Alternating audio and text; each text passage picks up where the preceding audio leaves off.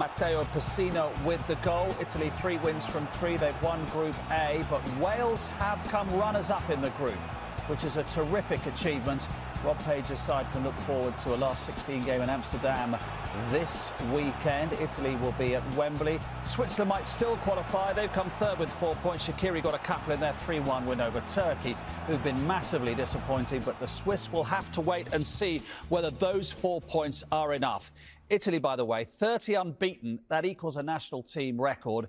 11 straight wins without conceding a goal. But it's about Wales, Robert. Runners-up in that group. That's another terrific achievement. You got to give credit where it's due. It was about qualifying out of that group. It's a tough group. Italy, as expected, of course, they won the group. And Switzerland, Turkey, the job was done there. So well done. And congratulations, because the team deserves some applause, because getting out of that group wasn't easy. It's a lot of tension. I'm still just getting over the nerves right now. But they got it done. Because I would imagine if you're Turks or you're Swiss or you're Welsh, you would have looked at that and thought, we've got a chance of getting out of this group because Italy are likely to win it. So it was built on a second-half rearguard action, wasn't it, which was really good, particularly when Wales went down to 10 men. Yeah, it was. And obviously, defensive side of this team has been fantastic throughout this competition. And credit due, 2 back-to-back knockout stages for Wales is a remarkable achievement. And there's a lot of positives to take out of that game. And we had a few chances as well to level, so fair play. They follow up what you did, didn't they? Let's hope they follow it all the way to the semi-finals. That would be amazing. Mission accomplished in terms of getting out of the group stages. Going into the tournament, it was a very tough group. And anyone out of those teams could have easily have qualified. So to have finished second is great. And in the circumstances in which they did it today, going down to 10 men, having to defend the way that they did, I think they have a lot to be confident around going into the knockout stages. Let's hear from the Wales captain, and Gareth Bale is with Michelle Owen. Gareth, congratulations. You're through to the next round. It looked like an incredibly hard performance today. Lots of defensive work out there, wasn't there? Yeah, no, obviously we knew it was going to be a very difficult game from the start. Obviously, it was a lot of defending, a lot of running, some very tired bodies out there. So, proud of the boys. Obviously, we wanted to try and get a result, but I guess it made no difference. We finished second anyway, so. Yeah, you've made it through, but that red card could have changed the game. You dug in, but how did you see the red card with Ethan Ampadu? I actually didn't see him take too much of the player, but obviously I was maybe.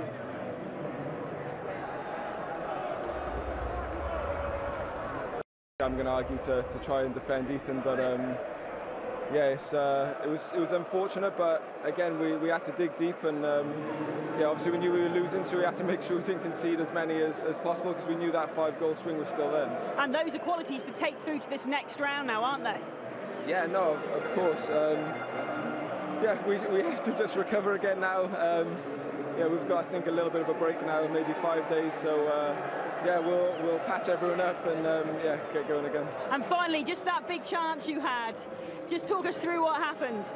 Yeah, no, I seen the ball coming over. I didn't quite get over the ball enough, but it is what it is. I guess it made no difference in the end, because we still finished second, so all is well. You're through. Congratulations. Thank you. If you're wondering who Gareth Bale broke away from to have a word with, it was Roberto Mancini, the Italian manager, just saying hello to the Welsh captain. The irony, I suppose, Hal, is the 2 big chances fell to the 2 big players, the most experienced players, Ramsey and Bale, and they both missed them. Let's have a look at the Ramsey one first, and your thoughts on what happened here. Yeah, Aaron Ramsey, he tucks these away in training all the time, and I think the defender misjudged it there. We're running in behind, and he's got to just shoot. And if he shoots, he either goes through the keeper's legs or he manages to nick it over. You can see again his movement there, really great movement, and we didn't see enough of that from Wales in the second half, but here it opens up an opportunity. He's got to take the chance then, a little dink, outside of the foot. He's got that skill and ability, but he just delays on it, thinking to pick out a man. And unfortunately, there was no one to pick out, actually, to be honest. There was no one in the box. That was the thing with it, because there's nobody in the box. So you got to shoot then, lift it over the goalkeeper or outside of the foot. Yeah. And what about that one? Oh, this was, listen, I've seen him so many times. This is, for everybody else looking, it's a hard technique, right? For him, it's almost like a tap-in, because he's just that good. And just didn't connect with it, though. Yeah, didn't connect with it. He just lost control of the sight of the ball, and he's hit almost under it, so it goes over. But he should score. Much as we applaud the Italian defence, they haven't conceded a goal. That was a classic case of ball watching, Joe, wasn't it? Or every single Italian player just followed the ball. Yep. And left Gareth Bale completely unmarked. Exactly. Similar to the goal they scored with Wales, just ball watching. But I think Gareth on another day would have put that away. And, it's good to see Wales getting into those positions. And, I think, and I was talking about defensive set plays, but offensive as well for Wales. They've looked lively and looked capable of scoring. One of the big debates before this tournament started was who was going to be in goal. And the truth was we were talking about two Premier League reserve goalkeepers, Wayne Hennessy or Danny Ward. And I think a lot of people probably thought that Hennessy, with his greater experience, would get the job, Hal. But Ward's got it.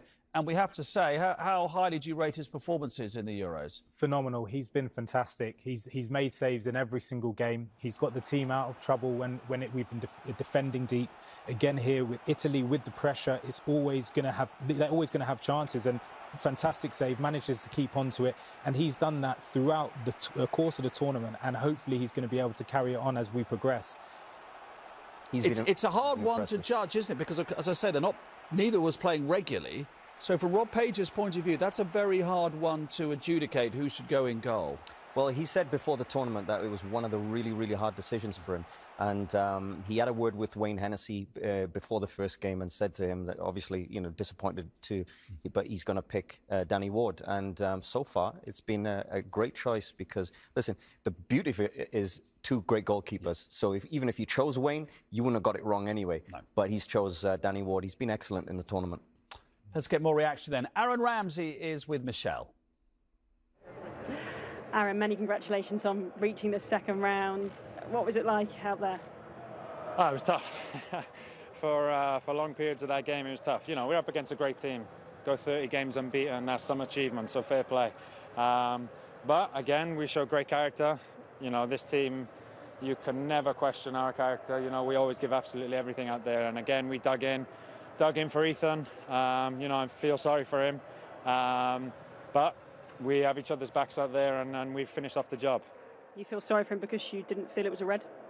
Yeah, I think it was a bit harsh, maybe, but I know he certainly caught him. But it's one of them decisions that you can go either way. So for us, then it was just important to try and stay compact and to create a couple of opportunities, which we did, and we could have nicked the draw maybe in the end on another day, but wasn't to be. But we're still delighted that we're second. And going through to the round of 16, that was a young back line in places today, wasn't it? There's a lot of qualities to take through to the next round, aren't there? Yeah, of course. We have a lot of attacking threat. We keep games really tight. We work hard for each other, so we have a good balance. In the first half, we showed glimpses of what we can do against good opposition. We kept the ball well. We created a couple of opportunities, and we just need to be more consistent throughout the game in doing that, because we have the quality to do it. So it's just about having that bit of belief to go out there and to do that. But again, we're through now, second place, so we're delighted. Well done. Cheers. Thank you very much. Bye-bye.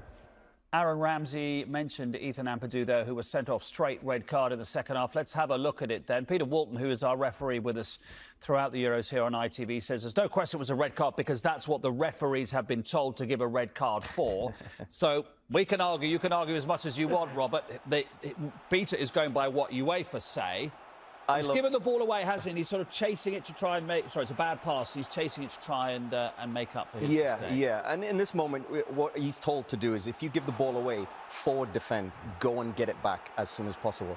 So this instance, I've got to disagree with Peter. I love Peter Walton, but I've got to disagree with him. You've got to disagree with UEFA, probably. And UEFA. I'm disagreeing with them all.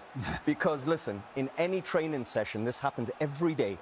Every day, people just get up, play on. Okay, it hurts a little bit. Okay, no problem. But it's not a red card. It's a yellow, play on. Simple as that. I think in slow motion, it looks worse than what it was. Yeah. Everything does. Exactly. It's a lazy challenge from Ethan. He's a young. Hopefully he takes from this experience about what it's like at the. There's Rob Page giving him a hug. Yeah, exactly. The boys are going to get round him now, but it was harsh, 100%. And I think it's frustrating to see because tables turned. Would they have had a red card as well? We don't know. So I think.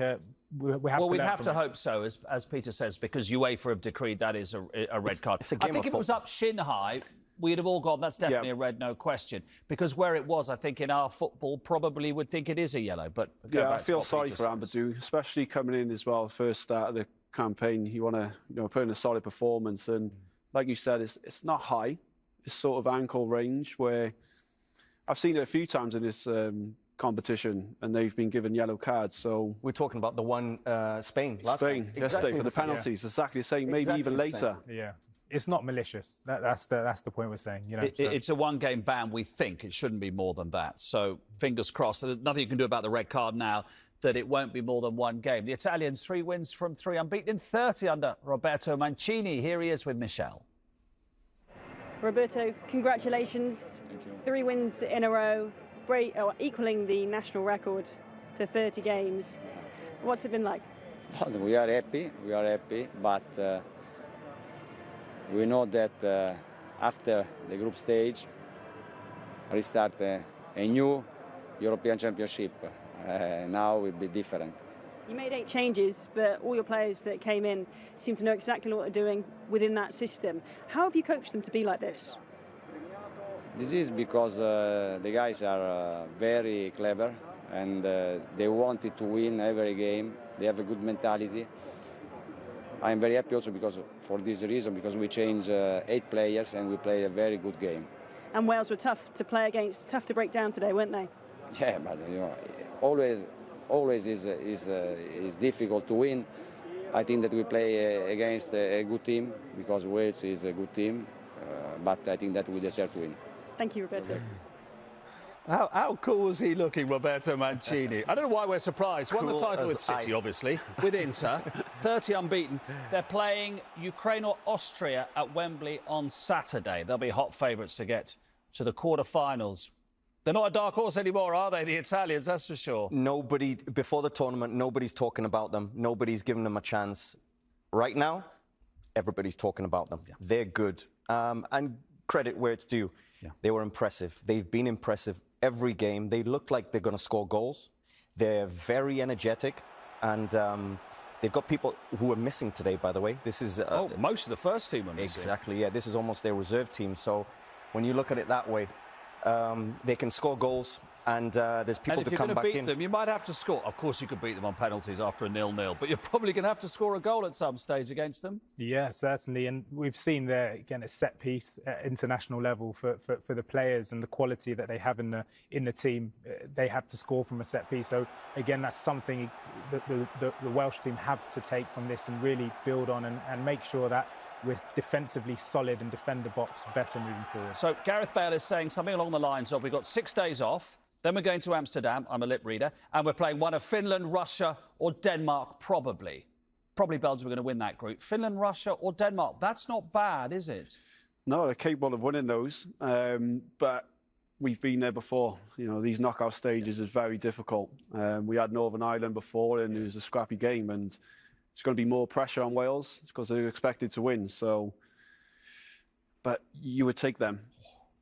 You would, wouldn't you? Yeah, yeah. The thing with Wales is we have, obviously, with the likes of Ramsey and Bale, and even Dan James, who quiet today, but he's been very, very good. We have good players that can make a difference, that can win any game.